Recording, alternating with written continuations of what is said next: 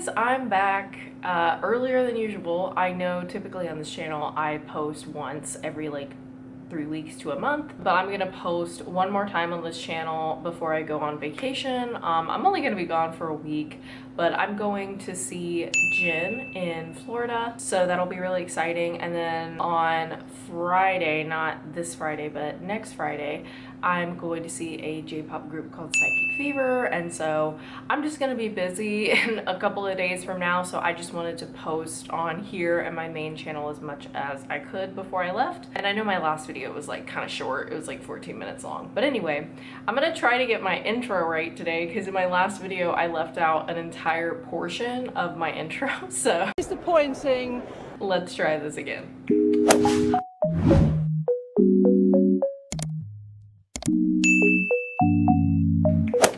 Hi guys, what's up? I'm back. If you know me, hey. But if you don't know me, hi, I'm Ashley, and I actually have a main channel where I talk about music topics such as Michael Jackson, the band Queen, and K-pop topics. Now this is the part I forgot last time.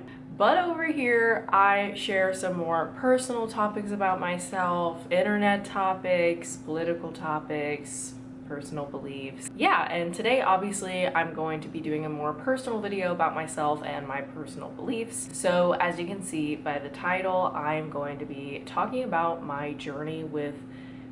Journey kind of sounds corny. I guess just my experience leaving the Christian faith and why I chose to do so, and what I experienced in the church that I attended, why I ultimately left, how I feel now, why I decided that I just wanted to be an agnostic atheist, and yeah, just my personal experience. I do want to say before I begin, disclaimer, I do not want this video to come off as me showing hate towards religious people. I'm going to be talking about Christianity because that is my own personal experience. That's the only religion I've ever actively tried to participate in. So my knowledge is kind of limited on, talking about any other religion, but I don't want it to seem that I just hate everyone that is religious, because that is absolutely not the case. Have I met people who are religious that I have seen use their religion as reasons to hate communities of people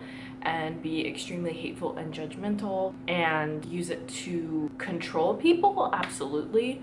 But I don't think every religious person is like that. Every Christian is like that. I actually know some of you guys from my main channel who are religious, who are always very respectful, not the term shoving your beliefs down someone's throat, which I'm not trying to do with my experience in this video, but also I do not like when religious people do that to others who do not even ask for it. I know plenty of people, some of you guys I talk to, I message you guys, and you have been nothing but kind and respectful and loving and accepting. But unfortunately, I will say, for my experience in my one and only church that I've ever attended, I did not have that same experience with a lot of the people in that congregation. I believe there's people that use religion for the wrong reasons. They use it for control, power, to be hateful, but I don't think that's every Christian, so I did want to make that clear. But ultimately, I decided that following religion just was not for me, and I was happier not having religion in my life. The reason I identify as agnostic atheist is because I very well do believe that there could be something out there, whether it's a god or gods. I've had moments that I can't explain for sure, whether it's paranormal or some kind of spiritual thing. I don't completely deny that, but also I don't know for sure if it has a reasoning behind it or if it could be related to religion or a spiritual experience. So I can't confirm or deny that God is in fact real or not real, so I just say I am agnostic. So let's go ahead and get into my experience. So I actually did not grow up in a family that attended church. The reason I got into church is kind of a interesting reason. I was, I think, 15 years old, and I sing, I don't sing as much as I used to, but I do still sing every now and then. And I really enjoyed it, and I would record covers in my bedroom on my iPhone, and I wanted to have the experience of actually recording in a professional studio for my 15th birthday. I didn't know that'd be possible because I wasn't sure how expensive it was, but my mom actually found a recording studio that, was reasonably priced, and she booked a session, and I went, and it was honestly a lot of fun. But it just so happened that the person that owned the recording studio, they were attending a church that they were a part of. It was actually an entire family that was at this church. I'm not trying to dox these people. He ultimately invited us to the church that he was a part of. So I went, he told me I could sing there, and I was obviously interested. So yeah, I was attending every Sunday, singing at least once a month, maybe twice a month if I was 15. So that was, I think, 2013, 2014 when I found the recording studio and started attending the church. And then I ultimately ended up going to that church up until right before 2020 happened. I don't know if I can say that word on YouTube. Some people really skip around that word on YouTube, so I'm not sure. But yeah, I went up until that point, and I was even watching online services, and things just really started to change for me the more that I got involved with the church. This is something I left out in my video that I realized I probably should add for context, but being totally transparent with you guys, I am not a very social person. I'm socially awkward. I have social anxiety, so I really struggle to make friends and maintain friendships. A lot of times, and hanging out with people outside of school or church, obviously. I did go to the youth group maybe 2 or 3 times, and I went to someone in the church's house twice. But other than that, our exchanges were very casual and more on friendly acquaintances kind of level, to be honest. But I don't really equate that to the church's problem. It's more of just how I am. Me and my family have never been super social people. We kind of just keep to ourselves. So I just wanted to put that in there. Most of what I'm going to be talking about with my relationships with people in the church is seeing more of their personal life and their personal beliefs on social media, because that was a very common thing for me to see. So that's mostly what I'm going to be talking about in this portion. And particularly with people's use of social media in this church. In my personal experience, I just want to say that no one at this church was mean to my face. No one ever said anything nasty about me to my face. I don't know if they said it behind my back, but face to face, I was treated very much with respect and like I mattered and that I had a voice in the congregation. However, on social media, I wasn't harassed on social media by any means, but the content that was being posted by these people was very alarming. And it's always been something, I am in the South, I live in the South. So this has always been something that's been in the back of my mind, that oftentimes with religious people, especially in the South, there are a lot of conservative ideas that I think are very extreme and I don't agree with. And my view on it is, if you are a conservative person, that's your decision. However, don't force your conservative beliefs, your conservative ideologies on other people who do not feel that way, like myself, which is very much the situation we are in right now, especially in the United States. And I really dislike that, because I would never force anyone to do things that I do. For example, I listen to a lot of artists. I collect photo cards and stuff of K-pop idols. Some people may see that as an idol worship, right? They're literally called K-pop idols. Okay, I personally, I'm just having fun, but if that's not something you want to do, I would never say, oh, you have to do this. You know what I mean? I mean, something like that is very minor, but I'm just giving an example. I would never want to force people to do things they don't want to do, even if it's something that I would do. However, I do think you should not belittle people, and just because you don't understand something, that just means that person is bad. And I personally feel like based on the social medias I was seeing of people in my congregation, that's what they were doing. They were not saying nice things, mocking things that were going on in the world that were actually very serious, that really we didn't need to be making jokes about. It became political, and it's something that I knew probably could happen. Sometimes you look at a person and you kind of wonder, I wonder what their beliefs are. And of course, I try to be a good person and not just assume based on how someone looks. Like, I know you probably seen on TikTok, for example, the MAGA makeup trend. A lot of people from my congregation would do makeup like that, but I was like, you cannot put people in boxes. You can't just assume that everyone that looks like that is that way. Unfortunately, after these people added me on social medias like Facebook, I quickly saw the true colors of those that for years would shower me with compliments, would be nice to my face.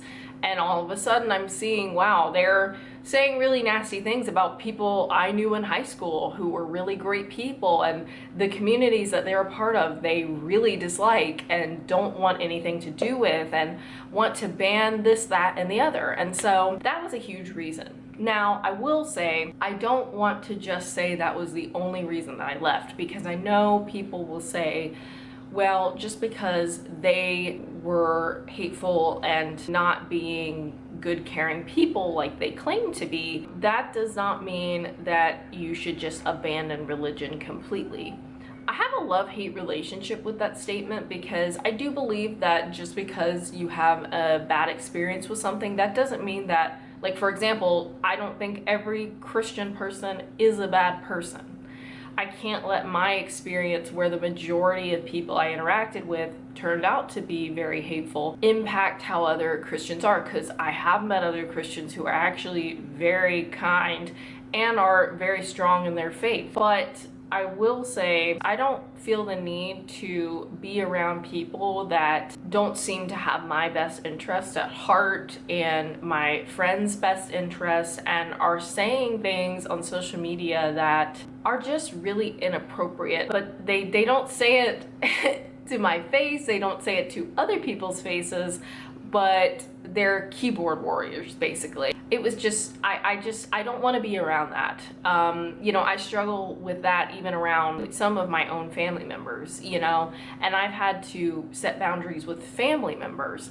So, people that I have known for a few years, and now I'm seeing their true colors, I feel like I have a right to say, hey, I don't really want that in my life. I'm going to set this boundary, and that's that. So I don't think there's anything wrong with that. Okay, hopefully this is the last time that editing me will pop into this video, but I wanted to share this because I know I'll probably get comments on this. I do believe that it is important, if someone in your life is participating in a belief or a practice that is harmful, try to have a conversation with them and actively try to educate them on, hey, this is why this belief is harmful.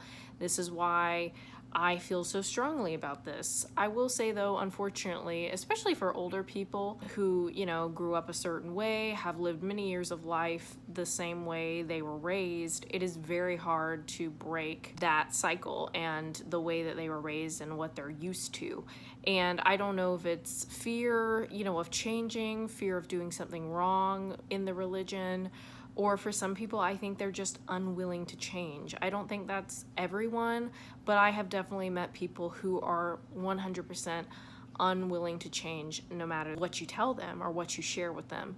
So I did want to say that I don't think that everyone is a lost cause. I was a part of that congregation, and I eventually realized, okay, this is not what I thought it was. And I think it was easier for me because, like I said earlier in the video, I wasn't a part of a church until I was in my teen years, very early teen years. So I feel like versus someone who grew up that way and their family was very adamant about religion and going to church, it probably would be a lot harder to deconstruct versus me, who only had a few years learning religion. And I mean, honestly, I'm still looking into religion now because it's interesting. Yeah, I just wanted to share that because I know some people really have a problem with, people just shutting out people that don't believe what they believe. Trust me, I will try to talk to someone, but unfortunately, a lot of people are unwilling to listen and see things from a different perspective and from other people's walks of life. But I will say that just because I had a bad experience with the people in the congregation,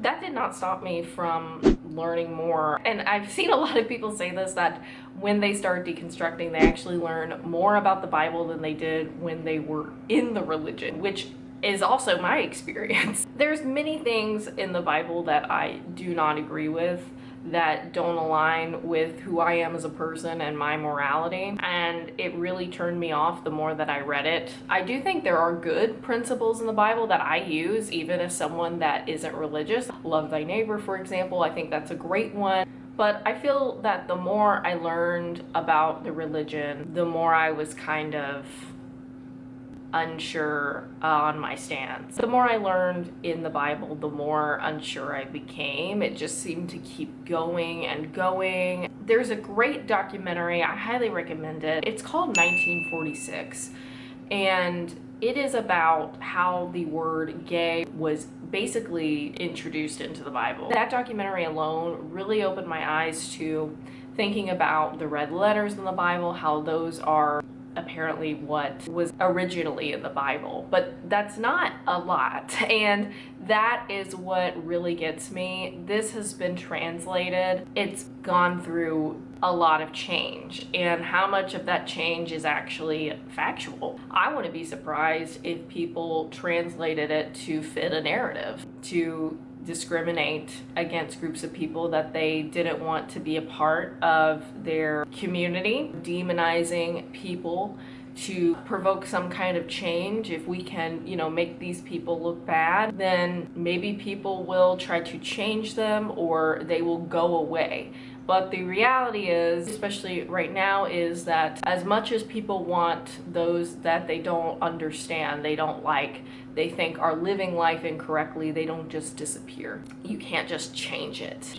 That was a huge part for me. Yeah, I think that was probably the biggest one. Of course, I did have a not so great experience within the congregation, and of course, even if I try to live my life and not be biased, it's always something that's in the back of my mind when I'm around someone who is religious. And I will always, of course, be kind towards them and not pass any judgment or anything. But sometimes I find out, oh, this person cannot tolerate anyone that lives differently than them. And it's just, I think even when I was religious, it was something that I struggled with so much. That's another part of it. I struggled so much with trying to accept, why do I do this? Why do I believe this? Is it because I feel like I have to, or otherwise I'm a bad person, I'll be punished, I'll go to hell? And I just eventually let that go.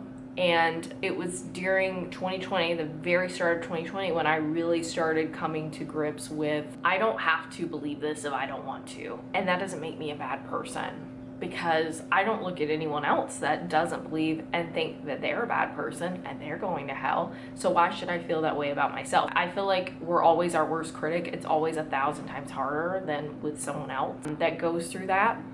You're a lot nicer to them usually. I think a lot of it was fear that motivated me to keep believing. I've had a lot of moments in my life that I consider great moments, maybe even spiritual, if that's how you view things in your life. Maybe you're more of a spiritual person, but they didn't revolve around me being at church or me talking about the Word of God or the Bible or any of that. It was just me with my friends, with my family, with my boyfriend, with my cats. That is my experience. I didn't want to get too much into the congregation I was a part of. I didn't want to air out their business and who they were and everything, but I did want to mention it because it obviously was part of my story. I wanted to share this video because I do watch a lot of deconstruction videos or leaving the faith, leaving Christianity, and I find them very inspiring and powerful. You know, it takes a lot to stand up against something that you feel doesn't serve you, and it did more harm than good at the end of the day, which I personally believe is my experience. It's not everyone's experience, but it's mine. But yeah,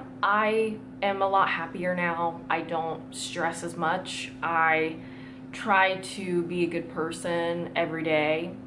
And I'm not a perfect person by any means, and I make mistakes, but I'm a lot more at ease and at peace now not having religion in my life, which again, not everyone's experience, but it's my experience. You guys let me know in the comments, you know, if you're religious, if you also left religion, if you're considering leaving religion, if you're struggling with your faith, you know, feel free to comment below if you feel comfortable sharing. But I did want to share something more personal on this channel that I am very passionate about. I hope you guys enjoyed this video, and I will see you guys when I get back from my vacation. So see you guys later. Bye.